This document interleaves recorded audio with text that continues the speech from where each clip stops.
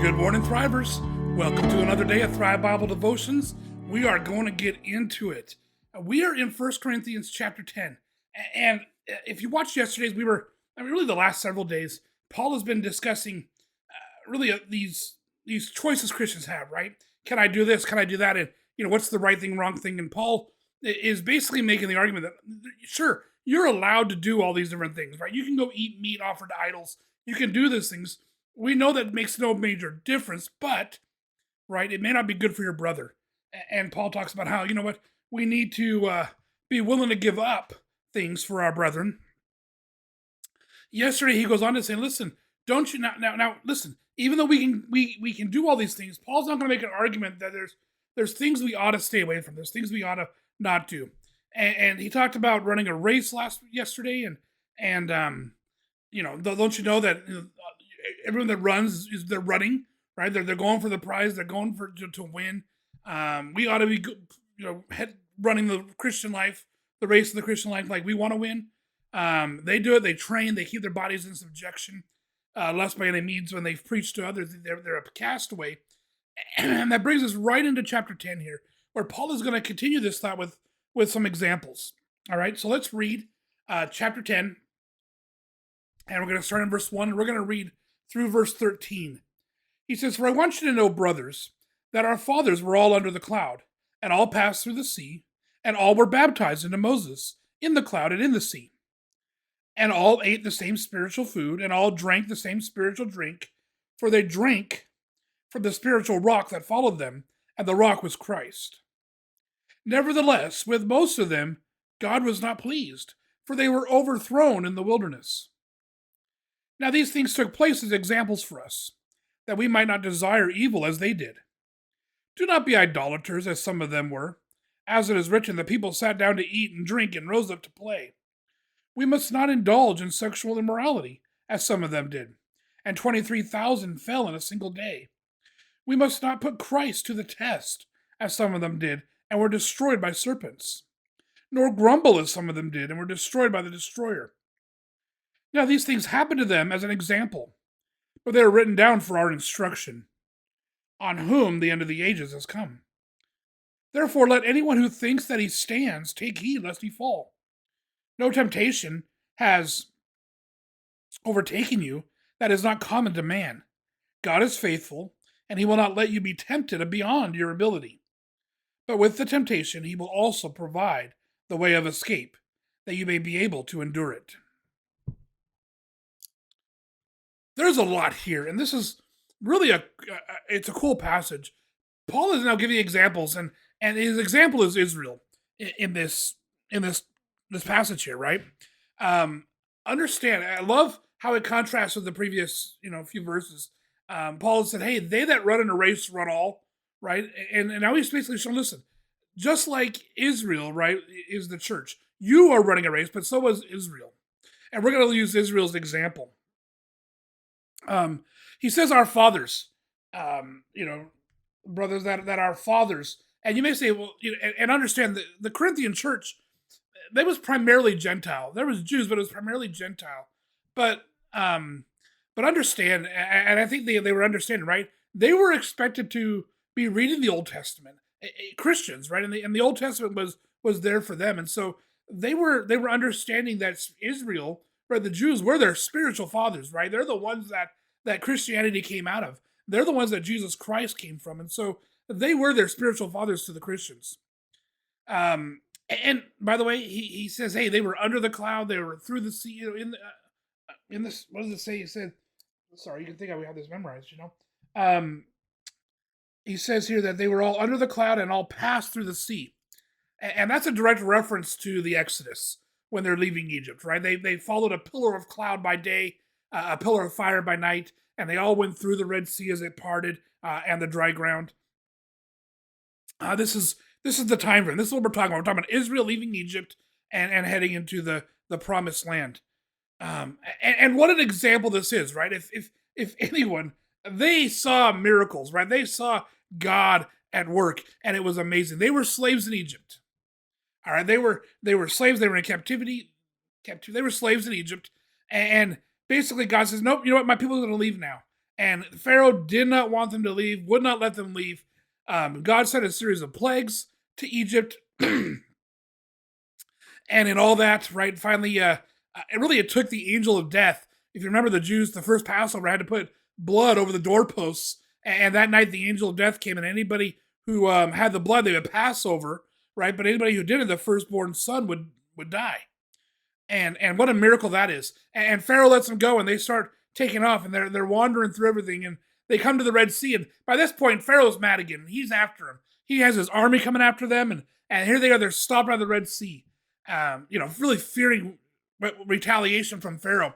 And God parts the sea, right? And the dry ground appears, and they walk across that sea, probably millions, across the sea onto the other side. And then they look back and they see Pharaoh coming at them also across the dry ground through the Red Sea. And just the fear and trembling that would be. And then God just allows the water to crash over and kill them all, right? And bring the Jews safely to the other side. Amazing miracle, right? But then he goes on and he says, now the Jews all ate the spiritual food and drank the spiritual rock. So not only were the Jews baptized in Moses, right, crossing through the sea, right, passing through the sea, but now they were fed. And by the way, if you remember, they were fed manna and quail that God provided, manna from heaven, spiritual food, and drink from rocks. God was providing for the Jews. And I'd love you to see this. It's really cool that Paul is showing baptism, right, and the Lord's Supper, right? I mean, that's what a comparison. And think about that for the Christian, right? Here's the comparison. Sure, you know what? You're running the race. You're God's people, right? You're the church, and you've been baptized, and you partake in communion, right? You partake in the Lord's Supper.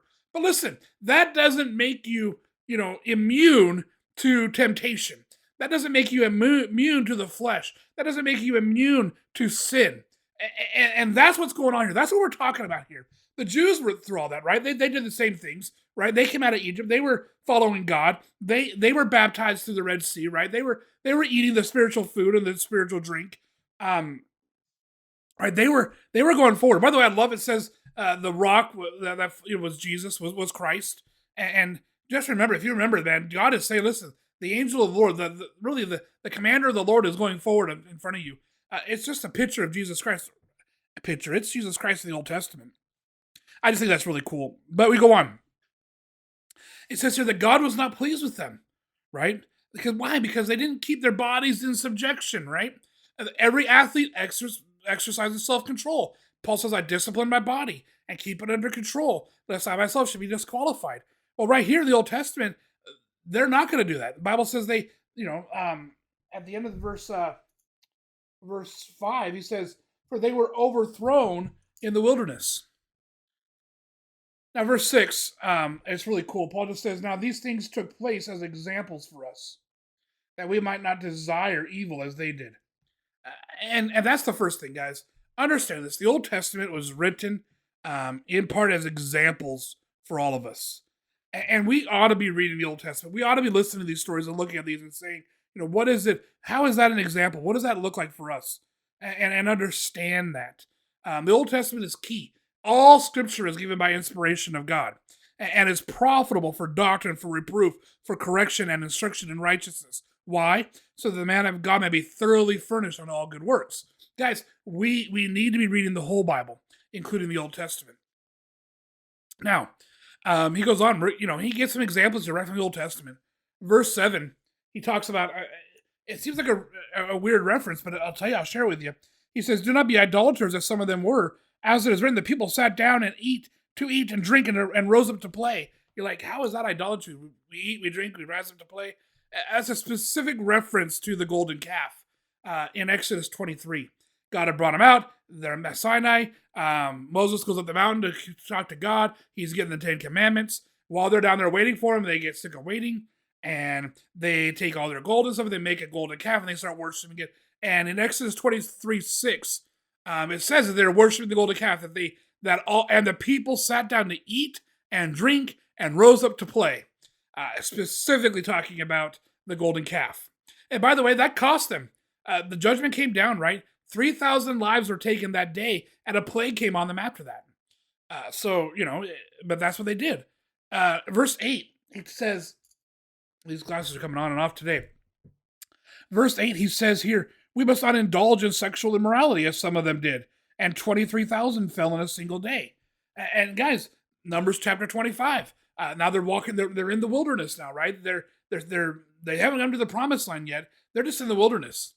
And it says here in Numbers 25:1, and Israel lived in Shittim, and people began to whore with the daughters of Moab.